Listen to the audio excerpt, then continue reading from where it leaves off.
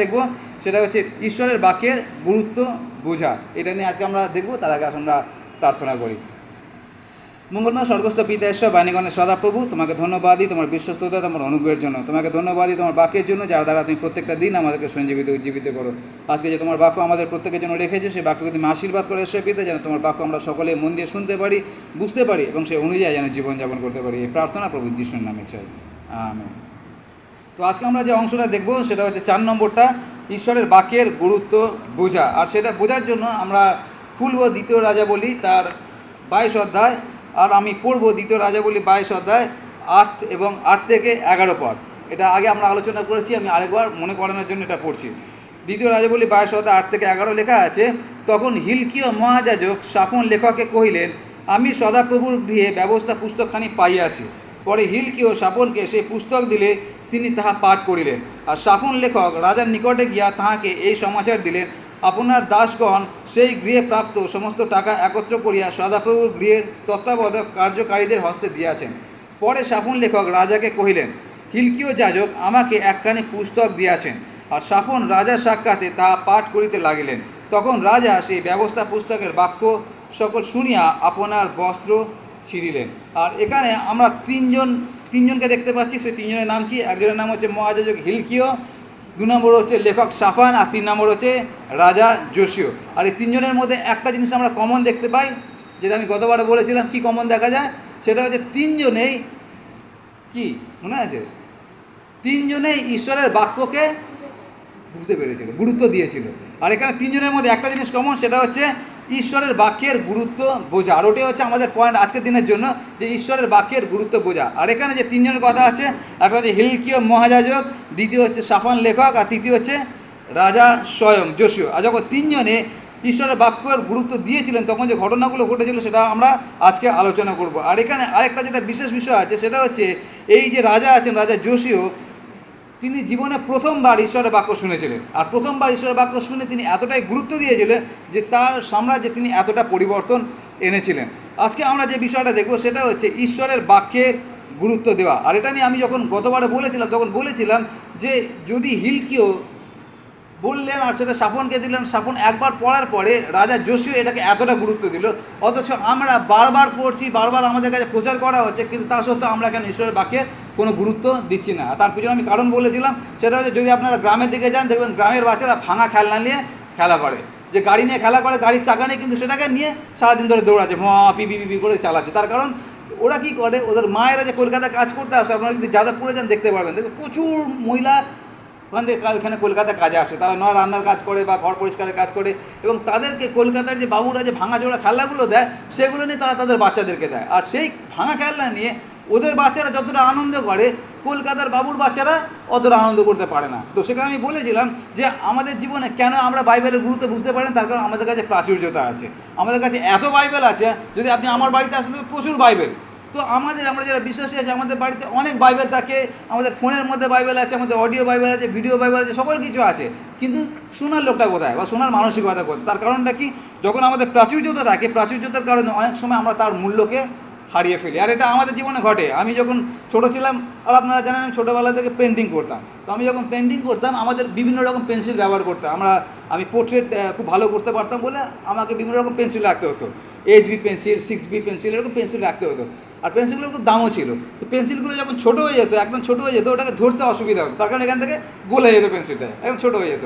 তখন আমি কী করতাম, যে স্কেচ পেন, পুরোনো স্কেচ পেন, তার বডিটাকে আমি জোগাড় করতাম, বডিটাকে জোগাড় করে স্কেচ পেনের মুখটাকে বের করে দিতাম, তার মধ্যে পেন্সিলটাকে ঢুকিয়ে দিতাম। তাহলে কী হতো, মুখটা এইটুকু খালি পেন্সিলটা, আর বাকি বডিটা কিসে থাকতো, ছোটো ছোটো স্কেচ পেনে। সেক্ষেত্রে কী হতো, আমার ধরতে অসুবিধা হতো না। আমার পেন্সিল থেকে অনেক অবাক হতো যে এত ছোটো পেন্সিল আমি ব্যবহার করছি কী করে, কেন? তার কারণ হচ্ছে আমাদের একটা পেন্সিল শেষ হলে আর একটা পেন্সিল কিনতে হতো। কিন্তু এখনকার দিনের বাচ্চাদেরকে যদি দেখেন, বিশেষ করে আইসেকার ক্ষেত্রে, যখন আমরা পেন্সিল কিনি, একটা পেন্সিল কিনি না। এখন খুব কম মা বাবা আছে যে একটা পেন্সিল কিনে। আমরা কী করি, একটা বক্স কিনে নিই, বক্সের মধ্যে কতগুলো আছে, 10টা না, 10টা বা 12টা দেখে। আর আইসাককে দেখবেন, আইসাককে পেন্সিল, নতুন পেন্সিল দিলে ওই স্বপ্নটাকে নেবে, ঘন্টা ধরে পড়েই যাচ্ছে, পেন্সিল ছোটো হতে যাচ্ছে, পড়ে যাচ্ছে, ওর মূল্যই বোঝে না যে পেন্সিলের মূল্য কী। কিন্তু আমরা যেহেতু পাইনি, ওই জন্য আমরা ছোটো পেন্সিলকেও তাপ্পি লাগিয়ে বড় করে আমরা ব্যবহার করতে শিখেছি। একই রকমভাবে আজকে ঈশ্বরের বাক্য আমাদের কাছে প্রচুর আছে বলে ঈশ্বরের বাক্যের আমরা গুরুত্ব বুঝতে পারি না। দেখবেন আমাদের এখানে আপেলের অনেক দাম, না 200-250 টাকা আপেলের কিলো, অথচ আপনি যদি অরুণাচল প্রদেশে যান, কেন ওখানে আমার বন্ধুরা আছে, ওখানে ওরা আপেলে ফুটবল খেলে, তারপর ওদের কাছে আপেলের কোনো গুরুত্ব নেই। তার কারণটা কি? আপেলের ওখানে প্রাচুর্যতা আছে। আজকে আমরা যারা কলকাতার বাসিন্দা, আমাদের জীবনে আজকে বাইবেল সম্বন্ধে বা ঈশ্বরের বাক্য সম্বন্ধে এত অনিয়া, তার কারণ হচ্ছে আমাদের কাছে প্রাচুর্যতা আছে। এখন আমরা যদি সেই সব দেশে যাই যেখানে আন্ডারগ্রাউন্ড চার্চ আছে, আপনারা জানেন তো পৃথিবীতে অনেক দেশ আছে যেখানে এই বাইবেল পড়া, প্রকাশে মাইক নিয়ে বলা, ওটা সুযোগটা নেই। যদি ওটা হয় সঙ্গে সঙ্গে আপনাকে জেলে ঢোকাবে, আর সেই জন্য সেখানে আন্ডারগ্রাউন্ড চার্জ আছে। ওইখানে যদি কোনো দিন আমাদেরকে নিয়ে যাওয়া হয়, তাহলে আমরা বুঝতে পারবো যে ঈশ্বরের বাক্যের গুরুত্বটা কী। তার কারণ ওখানে ঈশ্বরের বাক্য পড়তে পারা ওটা হচ্ছে বিশাল বড় একটা আশীর্বাদের বিষয়। কিন্তু আমরা সেটা কেন বুঝতে পারছি না? যেহেতু আমাদের কাছে অনেক প্রাচুর্যতা আছে। আর ওই জন্য আজকে আমরা যে বিষয়টা দেখব সেটা হচ্ছে এই ঈশ্বরের বাক্যের গুরুত্ব বোঝা। বিশেষ করে এই রাজা যোশীয় যখন ঈশ্বরের বাক্যের গুরুত্ব বুঝেছিলেন, তখন তার পরবর্তী যে ঘটনাগুলো ঘটেছিল বা তার ফল যেগুলো হয়েছিল সেগুলো কি, সেটা আমরা শিখব, যেটা আমাদের জন্য প্রযোজ্য।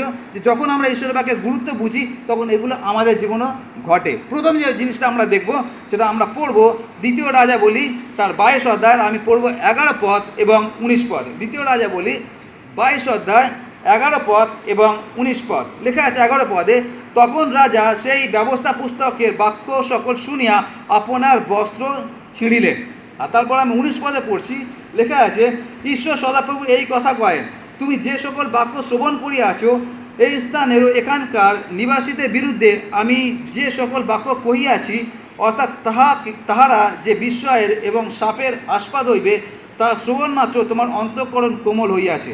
তুমি সদাপ্রভুর সাক্ষাতে আপনাকে অবনত করিয়াছ এবং আপনার বস্ত্র ছিঁড়িয়া আমার সম্মুখে রোদন করিয়াছ। এই জন্য সদাপ্রভু কয়েন, আমি তোমার কথা শুনিলাম। আর এখানে প্রথম যে বিষয়টা দেখব, যে যখন আমরা ঈশ্বরের বাক্যকে গুরুত্ব দিই, যে ঘটনাটা ঘটে সেটা যেখানে লেখা আছে সেটা কি, সেটা হচ্ছে এখানে রাজা 3টে কাজ করেছিলেন। কি কাজ করেছিলেন? 1, নিজেকে নত করেছিলেন। দ্বিতীয়টা কি? বস্ত্র ছিঁড়েছিলেন। 3 নম্বরটা কি? ক্রন্দন করেছিলেন, কেঁদেছিলেন। তিনি নিজেকে নত করেছেন, কেঁদেছেন এবং বস্ত্র ছিঁড়েছেন। আর যখন এটা হচ্ছে তখন কি হয়েছে? শাপন শুধু এসে পড়েছে। যখন আমি বাইবেল পাঠ করি, আমরা কতজন মন দিয়ে শুনি বা কতজন বুঝি? বিশেষ করে যখন আমরা কেডি ভার্সের পড়ি আমরা বুঝি না। এখানে শাপন শুধুমাত্র পড়েছে, সেটাকে কোনো দৃষ্টান্ত দিয়ে, কোনো এক্সাম্পল দিয়ে বোঝায়নি। যেরকম আমি বোঝাই না, সবসময় একটা উদাহরণ দিই যে আমাদের এখানে আপেলের দাম 200 টাকা, অরুণাচল প্রদেশে আপেলের কোনো মূল্য নেই। এগুলো হচ্ছে উদাহরণ, দৃষ্টান্ত। কেন দৃষ্টান্ত? যাতে ঈশ্বরের বাক্যকে আমরা আরও সহজলভ্য করতে পারি, যাতে মানুষ আরও সুন্দরভাবে বুঝতে পারে। কিন্তু শাপন ওইসব কিচ্ছু করেনি। শাপন শুধু বইটাকে খুলেছে আর শুধু পড়েছে। শুধু পড়া শুনে রাজার মনে এতটাই পরিবর্তন আসলো যে তিনি সঙ্গে সঙ্গে নিজেকে নত করলেন, কাঁদলেন আর বস্ত্র ছিলেন। কারণটা কি? তার কারণ রাজার মধ্যে যেটা হয়েছিল সেটা হচ্ছে, রাজার মধ্যে যেটা হয়েছে, যেটা আমরা বলি ইংরাজিতে গিল্টি ফিলিং, মানে হচ্ছে অপরাধ বোধ জন্মেছে। ঈশ্বরের বাক্য শুনে অপরাধ বোধ জন্মেছে, যেটা আমাদের প্রত্যেকের দরকার, কিন্তু দুঃখজনক জিনিস সেটা হয় না। তো এখানে রাজা কেন এটা করেছে? তার কারণ রাজার মধ্যে যেটা হয়েছে সেটা হচ্ছে তার মধ্যে অপরাধ বোধ জন্মেছে। কিসের অপরাধ বোধ? যে ঈশ্বর আমাদেরকে মিশর থেকে বের করে এনেছেন, যে ঈশ্বরের কারণে আজকে আমার এই গদি, যে ঈশ্বরের কারণে আজকে আমি রাজা, সেই ঈশ্বরকে আজকে আমরা কোথায় ছেড়ে দিয়ে আজকে আমরা কীভাবে জীবনযাপন করছি, বিশেষ করে আমার বাবা এবং আমার ঠাকুরদা। আর সেই জন্য তার সেই অপরাধ বোধটা আসার কারণে তার জীবনে আর একটা ঘটনা ঘটেছে। সেটা কি? সে বস্ত্র ছিঁড়েছে। আর আমি সেই জন্য বলেছিলাম বস্ত্র ছেঁড়া মানে ওটাকে বলা মন পরিবর্তন করা, যেটা জন প্রচার করেছিলেন, তোমরা মন পরিবর্তন করো। তো সেদিনকে সে মন পরিবর্তন করেছিল। মন পরিবর্তন মানে কি? আমি ভুল রাস্তায় যাচ্ছিলাম, সেখান থেকে ইউটার্ন নিয়েছি, আবার সোজা রাস্তায় চলে এসেছি। তো শাপন এখন সে সোজা রাস্তায় চলে এসছে। এখন শাপন না, রাজা এখন সোজা রাস্তায় চলে এসেছে, তার কারণ শাপন ওটা পাঠ করেছিল। আর এই ঘটনাটা আমাদের প্রত্যেকের জীবনে কার্যকারী হওয়া দরকার আছে। আমরা মণ্ডলীতে আসি কেন আসি? আমরা বাইবেল পাঠ করি কেন পাঠ করি? কারণটা একটাই, সেটা হচ্ছে ঈশ্বরের বাক্য যখন আমরা পড়ি, যখন আমাদের হৃদয়ের মধ্যে যেন সে একই চেতনা পেরে। কেন লেখা আছে, হারানো পুত্র চেতনা পাইলে পর সে মনে মনে ভাবলাম আমি বাবার কাছে ফিরবো। আজকে আমরা অনেকে ঈশ্বর থেকে দূরে আছি, তার কারণ আমরা বাইবেল পড়ছি, বাক্য শুনছি, কিন্তু চেতনা আমাদের জীবনে ফিরছে না। কেন চেতনা ফিরছে না সেটা আমরা দেখব। আর সেই জন্য অনেক মানুষ আছে যাদেরকে 1000 বার আমরা যদি প্রচার করি, 1000 বার যদি বাইবেলের কথা বলা হয়, তাদের হৃদয়ের মধ্যে কোনো পরিবর্তন আসে না। কোনো একটা সময় কোনো একটা পাদ্রীবাবু একটা মণ্ডলীতে প্রচার করতে গেলেন, আর ওটা হচ্ছে বড়দিনের প্রচার তিনি করতে গিয়েছিলেন। আর যখন তিনি প্রচার করতে গেলেন দেখলেন চার্চটা পুরো ভর্তি, তার কারণ ওটা বড়দিন, আমাদের চার্চে যেরকম বড়দিনে একদম ভর্তি থাকে না, তো ওই চার্চটা পুরোপুরি একদম ভর্তি ছিল। আর বড়দিনের সময় তো চার্চ ভর্তি হবে, তার কারণ আমরা অনেক খ্রিস্টান আছি, আমরা ক্রিসমাস খ্রিস্টান আছি, এই বড়দিনের সময় এবং গুড ফ্রাইডের সময় আমাদেরকে মণ্ডলীতে যেতে হবে, তার কারণ আমরা খ্রিস্টান আছি। তো সেই জন্য চার্চটা পুরো ভর্তি। তো পাদ্রীবাবু সেদিনকে দারুণ প্রচার করলেন, তার কারণ পাদ্রীবাবু একটু দারুণ লাগলো মণ্ডলীটাকে দেখে যে এত মণ্ডলীটা পুরো ভর্তি হয়ে আছে। তো পাদ্রীবাবু যখন প্রচার করছিলেন, প্রচারটা এত সুন্দর তিনি করছিলেন যে প্রচার শুনে প্রচুর মানুষ কাঁদতে লাগলেন। তার কারণ তিনি যে প্রচার করছিলেন, তিনি জন্মদিনের প্রচার করছেন, আনন্দের প্রচার করছেন, কিন্তু সেখানে তিনি যে জিনিসটাকে তুলে আনছেন সেটা হচ্ছে প্রভু যিশু কেন জন্মেছিলেন তার উপরে। আর কেন জন্মেছিলেন আমরা সবাই জানি, মৃত্যুর জন্য। তো তিনি এমনভাবে প্রচার করছিলেন যে সবাই মণ্ডলীতে বসে বসে কাঁদছে, সবার চোখ দিয়ে জল গড়াচ্ছে। এমনকি পাদ্রীবাবুও প্রচার করতে করতে মাঝে মাঝে কেঁদে ফেলছে, মাঝে মাঝে থেমে যাচ্ছে। তার কারণ কথাগুলো তিনি এমনই বলছে, এমন একটা দুঃখজনক পরিস্থিতি তৈরি হয়ে গেছে যে পাস্টার নিজেও কেঁদে ফেলছে। আর অনেক মানুষ তারা ভাবগম্ভীর হয়ে আছে, তো অধিকাংশ লোক কাঁদছে, আর কিছু লোক আছে তারা মুখটা ভারী করে, মানে একটা ভাবগম্ভীর পরিস্থিতি, মানে সবাই মন দিয়ে পাদ্রীবাবুর প্রচারটা শুনছে। আর তারপরে পাদ্রীবাবুর হঠাৎ চোখ গেল কোনো একজনের দিকে।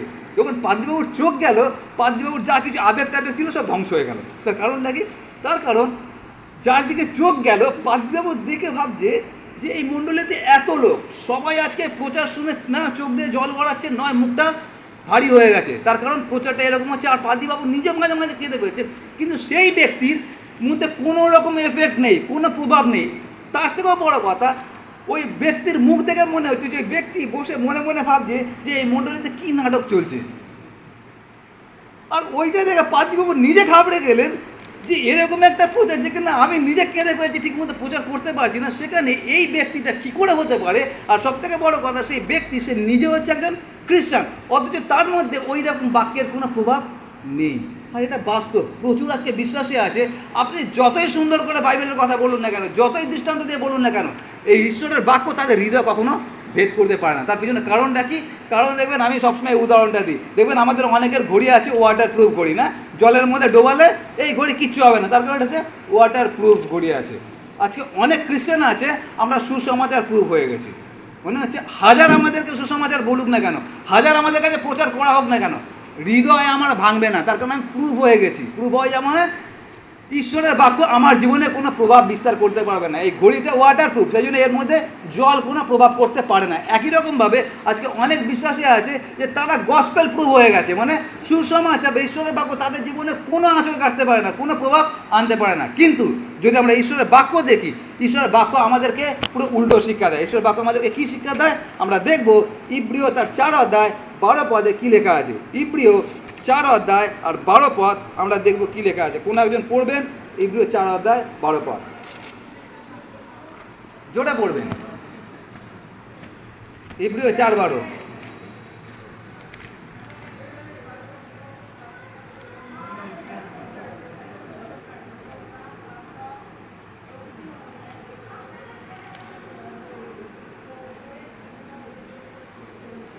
ওকে, থ্যাংক ইউ।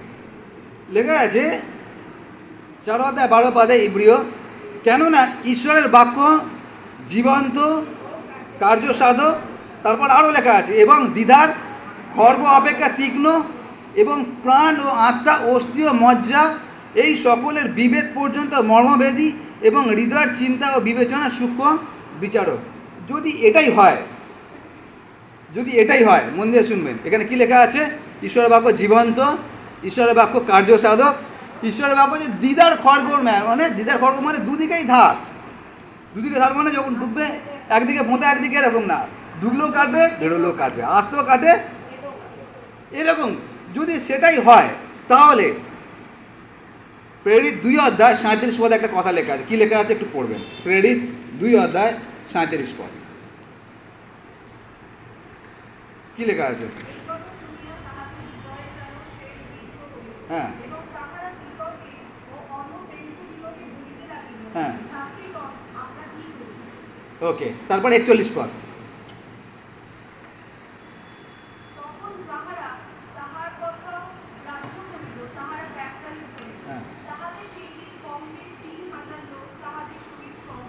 কতজন লেখা আছে? 3000 লোক লেখা আছে না। আর এটা হচ্ছে পঞ্চসপ্তমীর দিনে পিতর প্রচার করলেন, 3000 লোক প্রভু যিশুকে গ্রহণ করলেন। পঞ্চসপ্তমীর দিনে ওই দিনে কত লোক ছিল? 120-র মধ্যে 3000 বাপ্তিস্ম নিয়েছে, এটা কি করে? 50 সপ্তমীর, তো 50 সপ্তমীর দিনে যে ঘটনাটা ঘটছিল ওটা কি ঘটছিল? The feast of the week, মানে পবিত্র সপ্তাহ উদযাপন করছিল। আর ওটা হচ্ছে ইসরায়েল জাতির বড় বড় যে ফেস্টিভ্যালগুলো হয় তার মধ্যে। তো এখানে যেটা হচ্ছে সেটা হচ্ছে এখানে শুধুমাত্র 3000 লোক ছিল না, এখানে প্রচুর লোক লেখা আছে পৃথিবীর বিভিন্ন জায়গা থেকে যারা জিহুদি আছে, যারা ইসরায়েল জাতি আছে, তারা এখানে একত্রিত হতো শুধুমাত্র এই সপ্তাহটাকে উদযাপন করার জন্য। তার মানে সেখানে প্রচুর লোক, সেই প্রচুর লোকের মধ্যে মাত্র আমরা যখন দেখি 3000, বাবরে এত লোক, কিন্তু ওই 3000 লোক কত লোকের মধ্যে থেকে বেরিয়ে আসছে ওটা আমাদেরকে দেখতে হবে। সেখানে প্রচুর লোক, কয়েকশো হাজার লোক, তার মধ্যে থেকে মাত্র 3000 লোকের জীবনে ইব্রিয় 4:12 পদটা কার্যকারী হয়েছিল। কি পদ? লেখা আছে ঈশ্বরের বাক্য জীবন্ত, ঈশ্বরের বাক্য কার্যসাধক, আর কি? ঈশ্বরের বাক্য দিদার খড়গ। তার মানে এই ঈশ্বরের বাক্য জীবন্ত, কার্যসাধক এবং খড়গ, এই তিনটে কথা বাকি যে হাজার হাজার লোক ছিল তাদের জীবনে কার্যকারী হয়নি। তার ব্যাপারটা কী হলো? তাহলে কি ঈশ্বরের বাক্য মিথ্যা কথা বলছে? যদি ঈশ্বরের বাক্য সত্যি জীবন্ত হতো, যদি ঈশ্বরের বাক্য সত্যি কার্যসাধক হতো, যদি ঈশ্বরের বাক্য দিদার খড়গ হতো, তাহলে তো সবাই হৃদয়কে কাটতো। কিন্তু এখানে তো হাজার হাজার লোক আছে, সবাই শুনেছে, কিন্তু তাদের হৃদয়কে কিছু হয়নি। তাহলে এদের হৃদয় কেন হলো? তো সেই জন্য আমাদেরকে যেটা জানতে হবে, আমি ওই জন্যই বলছি যে ঈশ্বরের বাক্যের গুরুত্ব বোঝা, এটা হচ্ছে অত্যন্ত গুরুত্বপূর্ণ বিষয়। তো ঈশ্বরের বাক্য কখন আপনার জীবনে জীবন্ত, কখন আপনার জীবনে কার্যসাধক এবং কখন আপনার জীবনে দিদার খড়গের মতো কাজ করবে, তখনই কাজ করবে যখন আপনি ঈশ্বরের বাক্যকে গুরুত্ব দেবেন। অন্যভাবে বলি, সেটা হচ্ছে আমি প্রচার করছি, আপনারা শুনছেন, বা আপনি এখানে প্রচার করছেন, আমরা শুনছি, এখানে বসে আছি, শরীরটা এখানে আছে, কিন্তু আত্মাটা বা অন্য কিছু হতে পারে। আমি প্রচার করছি, আপনারা শুনছেন, এইখান থেকে ঢুকছে বা এইখান থেকে বেরোচ্ছে। বা আরেকটা হতে পারে, আমি প্রচার করছি, আপনার ভালো লাগছে, খুব সুন্দর লাগছে, কিন্তু ওই ভালো লাগাটা আমাদের জীবনে আমরা প্রয়োগ করছি না। যা কিছু বললাম সকল কিছু এক। সেটা কি? সেটা হচ্ছে আমি ঈশ্বর বাক্য শুনতে পারি, শোনা মানে এই না যে আমি ঈশ্বর বাক্যে গুরুত্ব দিচ্ছি। গুরুত্ব দেওয়া মানেটা কি? যেটা আমি শুনছি সেটাকে জীবনে প্রয়োগ করা। আর সেই জন্য ঈশ্বরের বাক্য জীবন্ত, ঈশ্বরের বাক্য কার্যসাধক, ঈশ্বরের বাক্য দিদার খড়গ, সেটা শুধুমাত্র তখন হবে যখন আমি ঈশ্বরের বাক্যকে গুরুত্ব দেব। আর যদি ঈশ্বরের বাক্যকে গুরুত্ব না দিই, হাজার কথা বলা হোক না কেন, কোনোদিন আমাদের মধ্যে ওই চেতনা আসবে না, কোনোদিন আমাদের মধ্যে পাপবোধ আসবে না, আর কোনোদিন আমাদের মধ্যে অনুতাপ আসবে না। আর ওটাই আজকে অধিকাংশ খ্রিস্টানদের জীবনে ঘটছে। আজকে আমরা যেটা হয়ে গেছি সেটা হচ্ছে গসপেল প্রুফ খ্রিস্টান হয়ে গেছি। ওই জন্য দেখবেন খ্রিস্টানরা খ্রিস্টানদেরই মতো জীবনযাপন করছে, বাক্য তাদের জীবনে কোনো রকম আঁচড় কাটতে পারছে না। তার কারণটা কি? বাক্য তখনই আঁচড় কাটবে যখন আমরা সেটাকে গুরুত্ব দেব। এটা হচ্ছে প্রথম বিষয়, যে যখন আমরা ঈশ্বরের বাক্যকে গুরুত্ব দিই, আমাদের জীবনে যে ঘটনাটা ঘটে সেটা কি? সেটা হচ্ছে আমরা যোশীয় জীবন থেকে দেখি। সেটা হচ্ছে তার মধ্যে যেটা এসেছিল অপরাধবোধ, আর অপরাধবোধের কারণে তিনি ইউটার্ন নিয়েছিলেন, অর্থাৎ ঈশ্বরের পথ থেকে যে দূরে চলে গিয়েছিলেন সেখান থেকে আবার ঈশ্বরের পথে ফিরে এসেছিলেন। আজকে আমরা আমাদের জন্য আরেকটিবার একই কথা, সেটা আমরা যদি ঈশ্বরের বাক্যকে গুরুত্ব দিই, আমরা যেন ইউটার্ন নিয়ে আবার ঈশ্বরের কাছে ফিরে আসতে পারি। আপনারা মনে মনে ভাবতে পারেন যে আমরা সবাই মণ্ডলীতে বসে আছি, আমরা খ্রিস্টান। এটা কখনোই গ্যারান্টি দেয় না যে আমি মণ্ডলীতে বসে আছি বলে, আমি খ্রিস্টান বলে আমি সঠিক পথে রয়েছি। এটা একেবারেই ভুল কথা। তো সেই জন্য আমাদের জন্য প্রথম বিষয়টা কি? সেটা হচ্ছে আমরা যেন ঈশ্বরের বাক্যকে গুরুত্ব দিই। ঈশ্বরের বাক্যকে গুরুত্ব দেওয়া মানে যেটা আমি পড়ছি, যেটা আমি শুনছি, সেটা যেন আমি কার্যে প্রয়োগ করতে পারি। এটা হচ্ছে প্রথম বিষয়, আমরা রাজা যোশীয় জীবন থেকে দেখি। দ্বিতীয় বিষয় যেটা আমরা দেখি রাজা যোশীয় জীবন থেকে, এবং সেটা আমাদের জীবনে কার্যকারী, সেটা আমি পড়বো আবার দ্বিতীয় রাজা বলি তার 23 অধ্যায় আমরা পড়ব। দ্বিতীয় রাজা বলি 23 অধ্যায় 1 এবং 2 পদ। দ্বিতীয় রাজা বলি 23 অধ্যায় 1 এবং 2 পদ আমি পড়ছি, আপনারা শুনবেন। লেখা আছে, পরে রাজা মানে যোশীয়, পরে রাজা লোক পাঠাইলেন, তাহারা জিহুদার ও জেরুজালেমের সমস্ত প্রাচীন বর্গকে তাহার নিকটে একত্র করিল। পরে রাজা সদাপ্রভুর গৃহে গেলেন, এবং জিহুদার সমস্ত লোক, সমস্ত জেরুজালেম নিবাসী, যাজকগণ ও ভাববাদীগণ এবং ক্ষুদ্র ও মহান সমস্ত প্রজা তাঁর সহিত গমন করিল। মন দিয়ে শুনবেন, এখানে যে ঘটনাটা আছে সেটা কি? সেটা হচ্ছে রাজা সব লিডারদেরকে খবর পাঠালো, তারপর লিডাররা আসলো। শুধু লিডাররা আসেনি, ছোট থেকে বড়, ক্ষুদ্র থেকে মহান, সবাই সেখানে একত্রিত হয়েছে, ঠিক আছে? আর তারপরে যখন একত্রিত হলো, তারপরে লেখা আছে, পরে তিনি সদাপ্রভুর গৃহে প্রাপ্ত নিয়ম পুস্তকের সমস্ত কথা তাদের কর্ণগোচরে পাঠ করিলেন। কে পাঠ করছে? রাজা পাঠ করছে। রাজার সঙ্গে আর কারা কারা আছে এখানে? শাপন আছে লেখক, আর কে আছে মহাযাজক হিলকিও, আরও অনেকে আছে। এখন আপনাদের মত অনুযায়ী এখানে এই শাস্ত্রটা কার পড়ার কথা ছিল? প্রথম যে হচ্ছে হিলকিও, তার কারণ তার কাজই হচ্ছে এটা। এখন আমি এখানে কেন আসি? আমি পাদ্রী, আমার কাজই হচ্ছে প্রচার করা। আমি এসে বিয়াসের মতো হিসাব করবো না, আমাদের প্রত্যেকের কাজ আলাদা।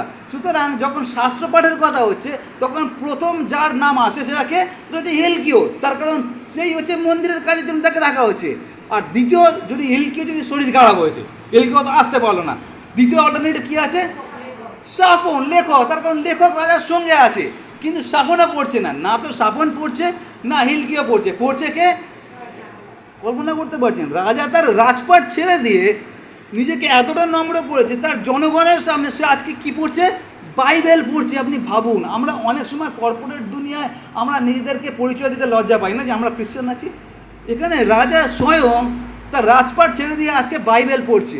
আর আমি এটাকে নিয়ে যখন অনুসন্ধান করছিলাম যে কত সময় লাগতে পারে এটা পড়ার জন্য, কেন রাজা যখন পড়ছে, রাজা তো আমাদের মতো একটা বা দুটো পথ পড়ছে না, রাজা যেটা কুড়িয়ে পেয়েছে ওটাকে পেয়েছে, মানে যেটা খুঁজে পাওয়া গেছে ওটাকে পড়ছে এখন। তো ওটা কত সময় লাগতে পারে? আর এটা নিয়ে অনেক রকম মতামত আছে। কি মতামত? সবার আগে যেটা হচ্ছে সেটা হচ্ছে রাজা যেটা পড়ছিলেন বা যেটা মন্দির থেকে পাওয়া গিয়েছিল সেটা কি পাওয়া গিয়েছিল। অনেকে বলছে ওটা পঞ্চপুস্তক, পঞ্চপুস্তক মানে আদি পুস্তক, যাত্রা পুস্তক, লেবীয় পুস্তক, গণনা পুস্তক এবং দ্বিতীয় বিবরণী, এটাকে বলা পঞ্চপুস্তক। অনেকে বলছে পঞ্চপুস্তক, আর অনেকে বলছে, অধিকাংশ যেটা বলছে সেটা হচ্ছে পঞ্চপুস্তক না, শুধুমাত্র যে ডিউটেরোনমি দ্বিতীয় বিবরণী ওইটাকে মন্দির থেকে পাওয়া গিয়েছিল। আর দ্বিতীয় বিবরণী যদি আপনারা পড়েন দেখবেন দ্বিতীয় বিবরণী এমন একটা বই আছে যার মধ্যে বাকি চারটে বইয়ের পুরো কম্প্যাক্ট করা আছে ওর মধ্যে, মানে ওটা প্রেসাইজভাবে লেখা আছে, পুরো ঘটনা আপনারা দ্বিতীয় বিবরণী থেকে বুঝতে পারবেন যে কীভাবে সকল কিছু ঘটলো। তো এইটা দ্বিতীয় বিবরণী হয়তো তিনি পেয়েছিলেন। তো যখন দ্বিতীয় বিবরণী যদি আমরা ধরে নিই যে তিনি দ্বিতীয় বিবরণী পড়ছেন, তাহলে যেটা হতে পারে যে এই দ্বিতীয় বিবরণী পড়ার জন্য, আর সাধারণত দেখবেন বাংলা বা ইংরাজি আমরা যতটা স্পিডে পড়তে পারি, ইব্রিয় ভাষা ওরকম হয় না, ইব্রিয় ভাষা অনেক আস্তে আস্তে পড়তে হয়। আর এই জন্য রাজাও আস্তে আস্তে পড়ছিলেন। কেন? তার পিছনে কারণটা হচ্ছে এই, একটা হচ্ছে ইব্রিয় ভাষা, দ্বিতীয়টা হচ্ছে যেন ক্ষুদ্র এবং মহান সবাই যেন বুঝতে পারে, সেখানে অনেকে আছে মূর্খ, তারাও যেন বুঝতে পারে, সেই জন্য আস্তে আস্তে পড়ছে। সুতরাং যদি আস্তে আস্তে ধীর গতিতে পড়া হয় তাহলে কম করে মিনিমাম সব থেকে কম সময় লাগতে পারে 4 থেকে 5 ঘন্টা। আপনি ভাবুন, একটা রাজা, তার কী করণীয় আছে? যুদ্ধ বিগ্রহ করা। সে আজকে সবার সামনে দাঁড়িয়ে 4-5 ঘন্টা ধরে বাইবেল পাঠ করছে। কারণটা কি? তার কারণ হচ্ছে এই যে এই রাজা একটা জিনিস বুঝতে পেরেছে। কি বুঝতে পেরেছে? সেটা হচ্ছে এই বাক্যের ক্ষমতাটা আসলে কি। এই বাক্যটা যখন আমি প্রথম শুনেছিলাম, আমি কি করেছিলাম? আমি নিজেকে নত করেছিলাম, আমি কেঁদেছিলাম, আমি বস্ত্র ছিঁড়েছিলাম। অর্থাৎ অন্য কথায় যদি বলি সেটা হচ্ছে রাজা বুঝতে পেরেছে এই বাক্যটা আমার মধ্যে অনুতাপ এনেছে, অনুশোচনা এনেছে, যার কারণে আজকে আমি ইউটার্ন নিয়ে অনুতাপ করে আজকে প্রভুর পদে ফিরে এসেছি। তার মানে আমি আজকে মুক্তি পেয়েছি। আর এখন শুধু আমি একা মুক্তি পেলে হবে না, আমার রাজ্যের প্রত্যেকটা লোককেও মুক্তি পেতে হবে। আর মুক্তি পাওয়ার জন্য শুধুমাত্র একটাই রাস্তা আছে, সেটা কি? সেটা হচ্ছে আমি যেটাকে পেয়েছি, ঈশ্বরের বাক্য। আমরা একটা পদ দেখব, রোমিও তার 1 অধ্যায় 16 পদ। এটা দেখলে আমরা বুঝতে পারবো যে কেন তিনি পাঠ করছেন। রোমিও 1 অধ্যায় 16 পদ। আপনারা যদি আমার আগে পান আপনারা পড়বেন। রোমিও, হ্যাঁ,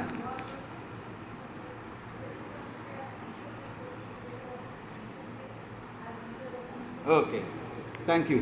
এই একটা পদের ওপরে আমি গতবার কোনো একটা রিট্রিটে 4 দিন ধরে এর উপরে প্রচার করেছিলাম। এখানে সাধু পৌল বলছেন, রোমিও তার 1 অধ্যায় 16 পদে, তিনি বলছেন, কেননা আমি সুসমাচার সম্বন্ধে লজ্জিত নই। আর এটা হচ্ছে আমাদের অধিকাংশ খ্রিস্টানের কাছে আজকে লজ্জাজনক বিষয় যে আমরা প্রভুর কথা বলতে লজ্জা পাই, খ্রিস্টান বলে পরিচয় দিতে আমরা লজ্জা পাই, তার কারণ আমরা কর্পোরেট দুনিয়ার লোক আছি। এই লোকটা যে রাজা, সে যদি পড়তে পারে প্রকাশ্যে, তাহলে আমাদের কাছে কিসের লজ্জা, কিসের আমাদের কাছে এত অভিমান? তো এখানে যেটা লেখা আছে সেটা কি লেখা আছে? কেননা আমি সুসমাচার সম্বন্ধে লজ্জিত নই, এই কথাটা পৌল বলছেন।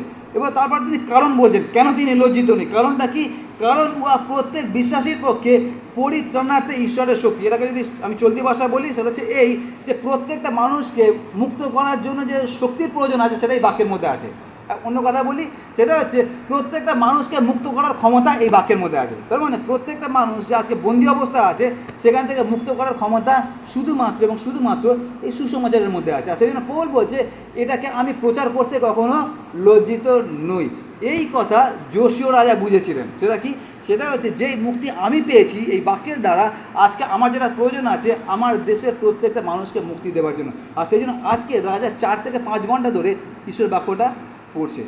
আর আপনারা জানবেন যে জিহুদি জাতি যখন তারা শাস্ত্র পাঠ করতো এবং শুনতো, তারা কোনোদিন বসে ওটা করতো না। বসে করা মানে হচ্ছে ঈশ্বরকে অপমান করা। 4 থেকে 5 ঘন্টা দাঁড়িয়ে দাঁড়িয়ে রাজা পড়ছেন আর সবাই দাঁড়িয়ে দাঁড়িয়ে শুনছেন। কিভাবে এটা হতে পারে? আর এই একই ঘটনার আমরা পুনরাবৃত্তি দেখি। আমরা যখন দেখি যোহন লিখিত সুসমাচার তার 4 অধ্যায় 39 পদে একটা কথা লেখা আছে। যোহন লিখিত সুসমাচার 4 অধ্যায় 39 পদ। যদি পান পড়বেন, নাহলে আমি পড়ছি, যে আগে পাবেন পড়বেন। যোহন 4 অধ্যায়, হ্যাঁ, ওকে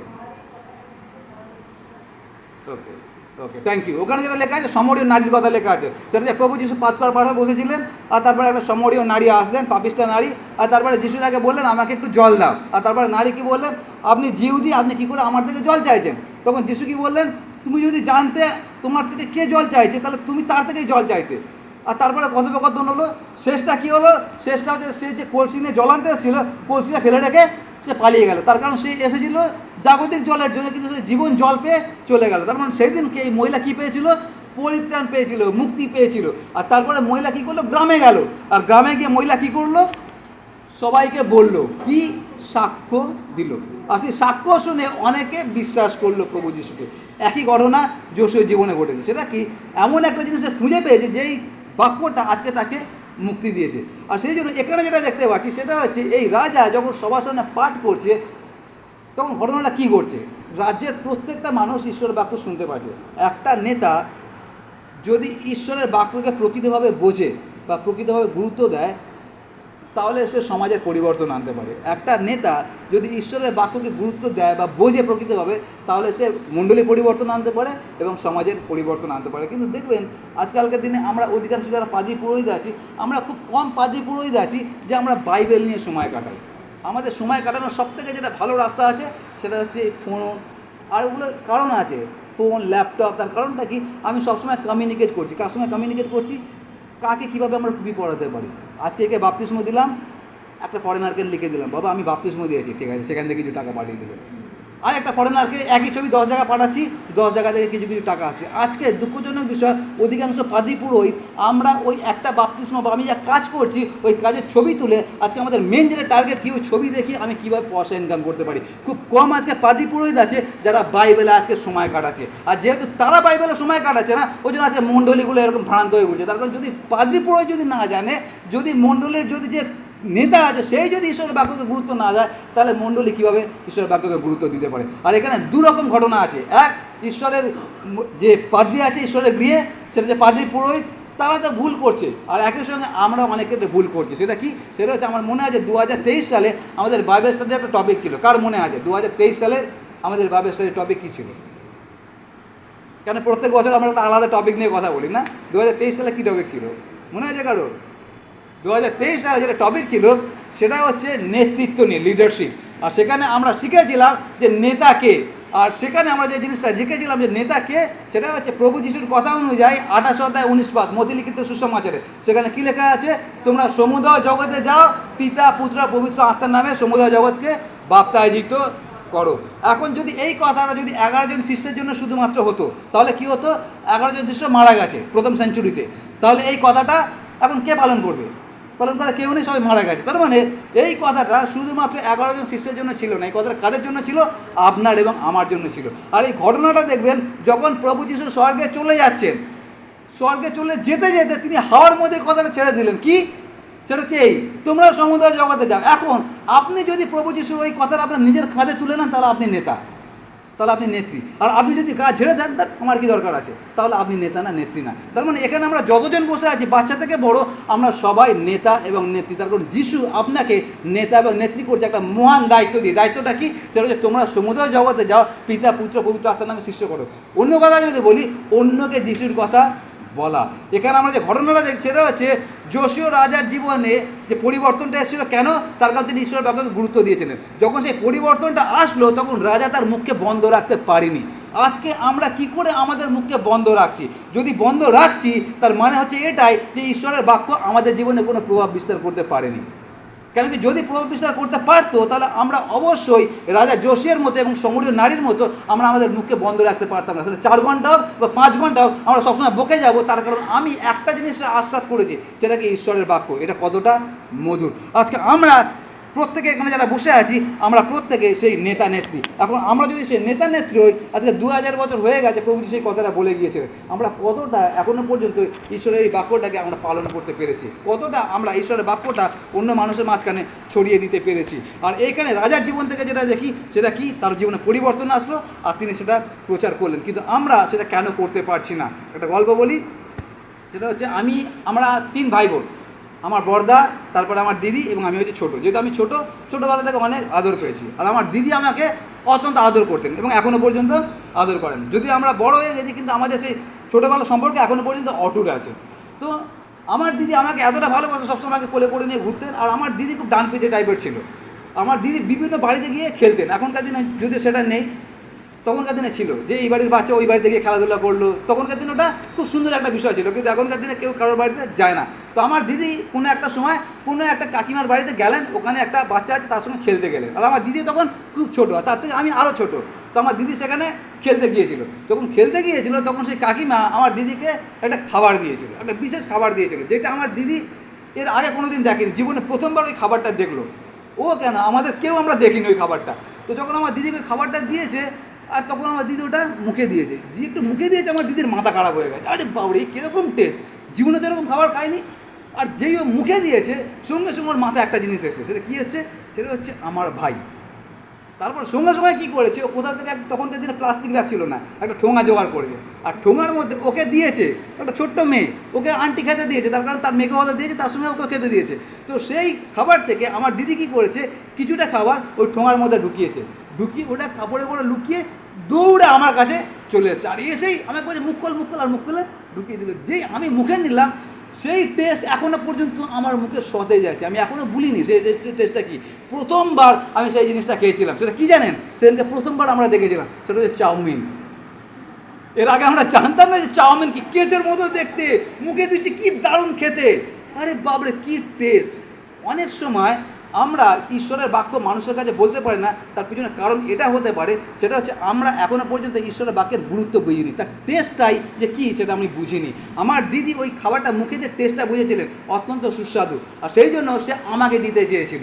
একই রকমভাবে আজকে হয়তো আমরা এখনও পর্যন্ত ঈশ্বরের বাক্যের টেস্ট কী লেখা আছে, আস্বাদন করিয়া দেখো সদাপ্রভু মঙ্গলময়। আমরা খ্রিস্টান হতে পারি, আমি পাদ্রী হতে পারি, প্রচার করতে পারি, কিন্তু তার মানে এই না আমি সত্যি আস্বাদন করে দেখেছি। এদিকে যদি আস্বাদন করে দেখতাম, যদি আমি বুঝতাম এটা কতটা টেস্টি আছে, তাহলে অবশ্যই আমি ওটা অন্যকে দিতাম। এটা একটা কারণ হতে পারে। দ্বিতীয় কারণ কী হতে পারে, সেটা হচ্ছে এই, আমি টেস্ট করেছি, আমি বুঝেছি এটা কতটা সুস্বাদু, কিন্তু তা সত্ত্বেও আমি অন্যকে দিচ্ছি না। কেন? তার কারণটা কি, আমার দিদি আমাকে কেন দিয়েছিল, তার কারণ আমার দিদি আমাকে অত্যন্ত ভালোবাসে। সেই জন্য ভালো খাবারটা সবার আগে মাথায় আসে আমার ভাইকে দিতে হবে, তার কারণ এটা অত্যন্ত ভালো খাবার। যদি আমি অন্যকে ঈশ্বরের কথা বলছি না, তার মানে আমি অন্যকে ভালোবাসতে পারছি না। কিন্তু বাইবেল আমাদেরকে কী শিক্ষা দেয়, ঈশ্বরকে প্রেম করো আর তোমার প্রতিবেশীকে প্রেম। প্রতিবেশী মানে কি, পৃথিবীর যে কোনো লোক যে প্রভুকে জানে না। সুতরাং ঈশ্বর আপনাকে আমাকে ওই দায়িত্ব দিয়েছে, কিন্তু আমরা কতটা করতে পারছি না। করতে পারার পিছনে এই দুটো কারণ হতে পারে। একটা কি, আমি হয়তো সেই খাবারের টেস্ট এখনও বুঝিনি, ঈশ্বরের বাক্যের গুরুত্ব বুঝিনি, বা যদি বুঝেছি সেটাকে অন্য কাছে শেয়ার করবো, সেই ভালোবাসা আমার মধ্যে নেই। আমি তখনই বিয়াসকে কিছু দেবো যদি বিয়াসকে আমি ভালোবাসি, যদি বিয়াসকে আমি ভালো না বাসি আমি কী দেবো। একই ঘটনা হতো আমাদের সঙ্গে ঘটছে, আমরা অনেক সময় বুঝতেই পারি না যে আমরা যে কাজগুলো করছি আসলে কি করছি। আরেকটা ঘটনা যেটা ঘটতে পারে সেটা কি, সেটা হচ্ছে আমি ঈশ্বরের বাক্যের গুরুত্ব বুঝেছি, টেস্ট বুঝেছি, এবং লোকের সঙ্গে আমি সেটা ভাগও করছি, শেয়ার করছি, কিন্তু তথাপি আমি কোনো ফল দেখতে পাচ্ছি না। সেক্ষেত্রে কী হতে পারে, সেক্ষেত্রে যেটা হতে পারে, দুটো ঘটনা ঘটতে পারে। সেটা এই, আমরা কিছুদিন আগে এতে গিয়েছিলাম, সায়েন্স সিটি গিয়েছিলাম, যখন মোজেস গ্রেস এসেছিল, তো সব বাচ্চাদেরকে নিয়ে আমরা সায়েন্স সিটিতে গিয়েছিলাম। আর সায়েন্স সিটিতে দেখবেন একটা জায়গা আছে, লিফটে করে উঠতে একদম ছাদে তুলে দেবে, আর তারপরে ঘুরে ঘুরে ঘুরে ঘুরে নামতে, দারুণ ওই জায়গাটা খুব সুন্দর লাগে আমার সায়েন্স সিটিতে। আর যখন ওখান থেকে নামছিলাম, নামতে নামতে ওখানে বড় বড় অ্যাকুরিয়াম রাখা আছে, ওখান থেকে এত বড় বিশাল বড় বড় অ্যাকুরিয়াম আছে না। কতজন গেছে আমার সায়েন্স সিটিতে, দেখেছি অ্যাকুরিয়ামগুলো, ওই বড় বড় অ্যাকুরিয়ামগুলো আছে না। আর এক একটা অ্যাকুরিয়ামে এক এক ধরনের মাছ, আর আমি তো মাছের নাম জানি না, তো আমি যেই মাছের নাম জানি সেই মাছের নাম বলছি। একটা অ্যাকোয়ারিয়ামে পমফ্রেট মাছ রাখা রয়েছে, আর একটা অ্যাকোয়ারিয়ামে তেলাপিয়া মাছ রাখা রয়েছে, আর একটা অ্যাকোয়ারিয়ামে লটিয়া মাছ জানেন তো, নিয়ের মাছ যেটাকে বলে লটিয়া মাছ রাখা রয়েছে, আর একটা অ্যাকোয়ারিয়ামে ইলিশ মাছ রাখা হয়েছে। তো যদি ইলিশ মাছ ইচ্ছা করে যে আমি পমফ্রেট মাছের সঙ্গে কথা বলবো, পারবে না। তার কারণটা কি? প্রত্যেক মাছকে আলাদা আলাদা করে রাখা হয়েছে। আজকে আমাদের সুসমাচার প্রচারটা অ্যাকুরিয়ামের মধ্যে সুসমাচার প্রচার হয়ে গেছে। সেটা কি? আমরা ওই একই মাছের মধ্যে সুসমাচার প্রচার করছি, তেলা মাথায় তেল বোলাচ্ছি। নয় আমি খ্রিস্টানদের কাছে সুসমাচার কথা বলছি, বা আমি যার কাছে সুসমাচারের কথা বলছি সে অলরেডি গসপেল প্রুফ হয়ে গেছে। আর এরকম গসপেল প্রুফড মানুষ প্রচুর আছে, আমার নিজের চোখে দেখা, আমার মণ্ডলীতে আসে, তারা গসপেল প্রুফড হয়ে গেছে। জীবনে তারা বাপ্তিস্মা নেবে না, জীবনে তারা প্রভুতে আসবে না, কিন্তু তারা নিয়মিতভাবে মণ্ডলীতে আসে। আর একজনকে আমি জানি যে বিগত 2 বছর ধরে বাপ্তিস্মের ক্লাসে রেগুলারলি অ্যাটেন্ড করছে, কিন্তু বাপ্তিস্ম নেবো না। এদেরকে বলা হচ্ছে গসপেল প্রুফ। এবার তাদেরকে যদি, ওই জন্য বাইবেলে লেখা আছে যে একবার এই বাইবেলের রসসাধন করিয়াছে তারপরে আবার ভ্রষ্ট হইয়াছে, তার জন্য দ্বিতীয় আর কোনো বলি বাকি নেই। ইব্রিয় পুস্তকে লেখা আছে। তার মানে আমি অলরেডি বুঝে গেছি প্রভুকে, অলরেডি বুঝে গেছি প্রভু আমার জন্য কী করেছেন। বোঝার পরেও আমি এখনও পর্যন্ত আমার হৃদয়কে কোডিং করে রেখেছি। তাদের জন্য দ্বিতীয় আর কোনো অল্টারনেটিভ খোলা থাকে না। তাদের কাছে কি যদি আমি সুসমাচার বলি তাহলে কোনো কার্যকারী হবে না।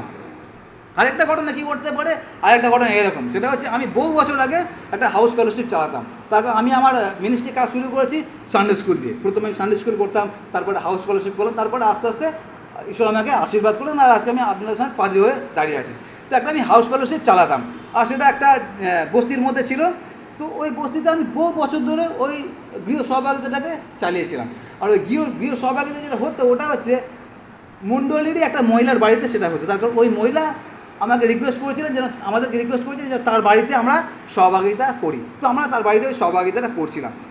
আর যেই বস্তিতে এই সহভাগিতাটা হতো সেই বস্তির অনেক লোকের সঙ্গে আমার পরিচয় ছিল। তাতে যেহেতু আমার সঙ্গে সবাই পরিচয় ছিল, আমি তাদের সঙ্গে কথা বলতাম, তাদেরকে অনুরোধ করতাম যে আমরা সপ্তাহে একটা দিন এখানে আসি, আপনারা প্লিজ আসুন।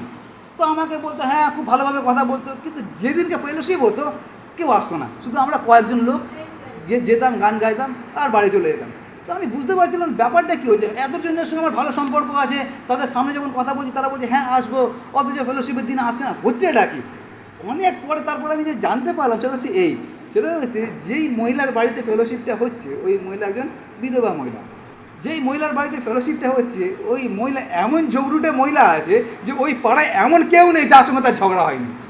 এইবারে ভাবুন, যেই মহিলা পাড়ায় সবার সঙ্গে ঝগড়া করে বসে আছে, তার বাড়িতে করছি আমি সুসমাচার প্রচার, সেই বাড়িতে আসবে এটাকে। বুঝতে পারছেন আমি কি বলতে চাইছি? অনেক সময় আমরা সুসমাচার প্রচার করতে পারি, কিন্তু ওই সুসমাচারটা আমার জীবনে আগে কার্যকারী হয়েছে কিনা সেটা দেখতে হবে। মানে আমি লোকের সঙ্গে ঝগড়া করছি, লোককে বাজে কথা বলছি, আর তার পরের মুহূর্তে গিয়ে আমি তাকে সুসমাচারের কথা বলছি, তাহলে ব্যাপারটা কীরকম হবে?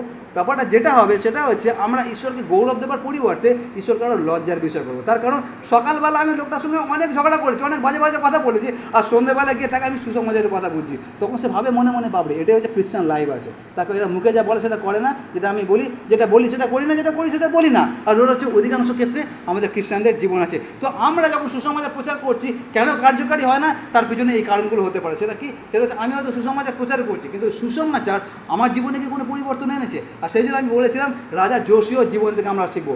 রাজা যোশীয় কখন এটা পাঠ করছে? তখন পাঠ করছে যখন এই বাক্য তার জীবনে পরিবর্তন এনেছে। মন দিয়ে শুনবেন, যখন এই বাক্য তার জীবনে পরিবর্তন এনেছে তারপরে সে দাঁড়িয়ে এখন বাক্যটা পাঠ করছে। আর তারপরে যখন পাঠ করছে তখন সবাই শুনছে। তার কারণটা কি? এখন তার রাজ্যের সব লোকরা দেখেছে যে আমাদের রাজামশাইয়ের মধ্যে একটা পরিবর্তন এসছে। রাজামশাই আগে এরকম ছিল, এখন এরকম হয়েছে। কীভাবে হয়েছে? তার কারণ ঈশ্বরের বাক্য তার জীবনে পরিবর্তন এনেছে। কেন পরিবর্তন এনেছে? তাকে ঈশ্বরের বাক্যকে সে গুরুত্ব দিয়েছে। আপনি আমি যদি আমরা ঈশ্বরের বাক্যকে গুরুত্ব দিই, তাহলে সবার আগে যেটা করণীয় আছে, ঈশ্বরের বাক্য যেন আমাদের জীবনে পরিবর্তন আনে। মানে হচ্ছে সুসমাচার যেন আমাদের জীবনে আগে দেখা যায়। যদি সুসমাচার আমাদের ব্যবহারে, আমাদের কথায়, আমাদের আচার ব্যবহারে, আমাদের পোশাকে যদি সুসমাচারকে আমরা দেখাতে না পারি, আমি হাজার সুন্দরভাবে দৃষ্টান্ত দিয়ে কথা বলি না কেন, একটা মানুষকে আমি প্রভুর পথে আনতে পারবো না। আর সেই জন্য আজকে আমরা যারা বসে আছি, আমরা যোশীয় থেকে এটা শিখছি। সেটা কি? সেটা হচ্ছে একটা নেতা যখন প্রভুর পথে ফেরে, প্রভুর বাক্যকে গুরুত্ব দেয়, তখন সমাজকে পরিবর্তন করতে পারে। আজকে আমরা যতজন বসে আছি আমরা সবাই প্রভু যিশুর নেতা নেত্রী। আপনি পারেন আপনার মণ্ডলকে পরিবর্তন করতে, আপনি পারেন আপনার এলাকাকে পরিবর্তন করতে, আপনি পারেন আপনার দেশকে পরিবর্তন করতে। তার জন্য যেটা দরকার আছে আছে, সেটা আজকে আমরা শিখলাম। সেটা কি? আমার জীবনে পরিবর্তন এবং তারপরে সুসমাচার প্রচার। বাকি কাজটা তো ঈশ্বর করবেন, তার কারণ তিনি বৃদ্ধি দেওয়ার জন্য আমাদেরকে বলেন। তিনি বলছেন তুমি বাবা বীজটা পুঁতে যাও, বৃদ্ধি তো আমি দেবো, তোমার যেটা কাজ জল দাও হাওয়া দাও ওটা তুমি করো, বাকিটা আমি করবো। সেই কাজটা আমরা করি, কিন্তু সেই কাজটা আমরা